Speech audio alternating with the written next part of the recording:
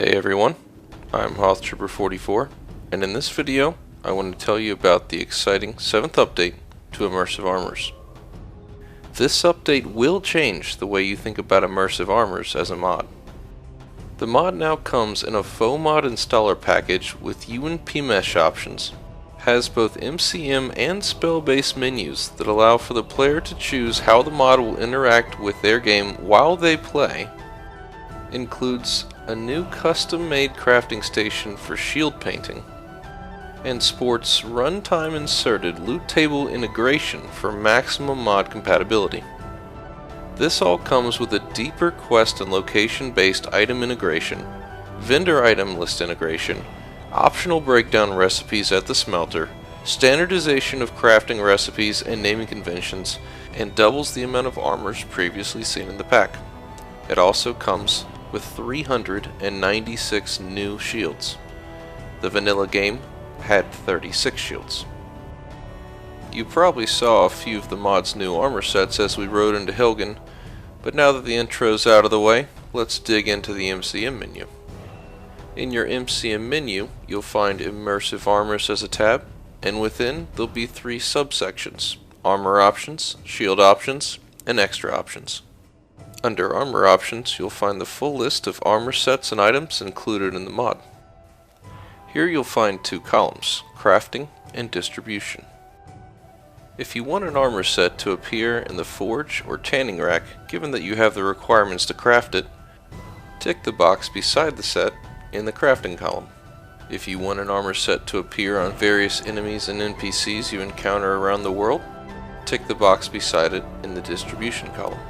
Under shield options, you'll be faced with the same decisions for the many shields in the pack. Note that not all armor sets and shields are defaulted to on. One example of this is the Alduin scale armor. Should a player achieve a very high level before slaying Alduin, it would seem a little lore-breaking if armor made of his scales started appearing on enemies throughout the world.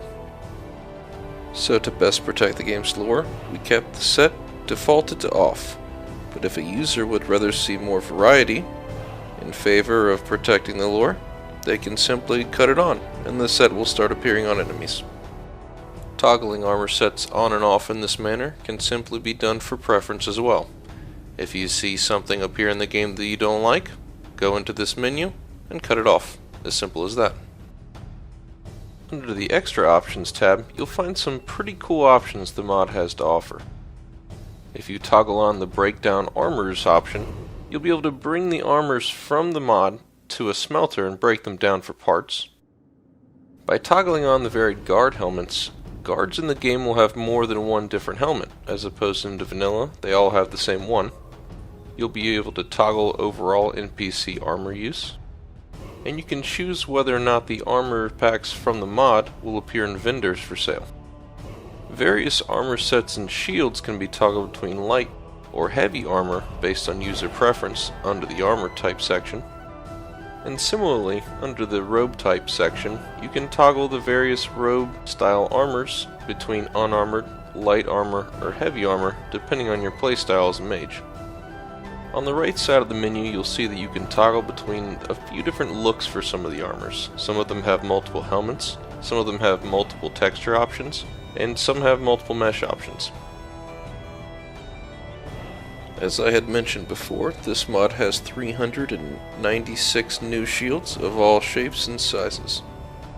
We've integrated a number of new buckler style shields created by Vince and Icarus, nearly 60 Targe shields created by Insanity Sorrow, Skyforge shields by Draogan, and a few hundred created by myself, Hothtrooper44. There are several other shields that are set specific, but we'll get to them later. Many of the new shields that I've created sport a new upgrading system. You'll see here there's a plain painted tier shield, a reinforced tier shield, and a spiked reinforced tier shield. Adding as many items as we did with this mod brings to light some issues with the crafting system of Skyrim. Try to imagine seeing over 400 shields in a single crafting menu. It just doesn't work. The solution was a custom crafting station created by X, known as the Shield Painting Station. X also authored the scripts that allow for dynamic in-game alteration of loot lists, the MCM menu, the spell-based menu, the foe mod, and more. Version 7 of Immersive Armors wouldn't be half of what it is without him. You can still craft all of the shields, but only with one paint option. All of the different painting options are distributed to enemies, but they simply won't all fit in the forge. So you craft one base one and bring it over to the shield painting station. Make sure you have the shield equipped, use the station, scroll through to the option you want, and select it.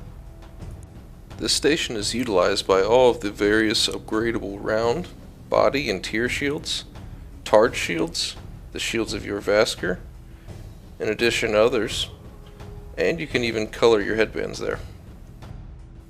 A core tenet of Immersive Armors is that all items must have unique, usable ground models.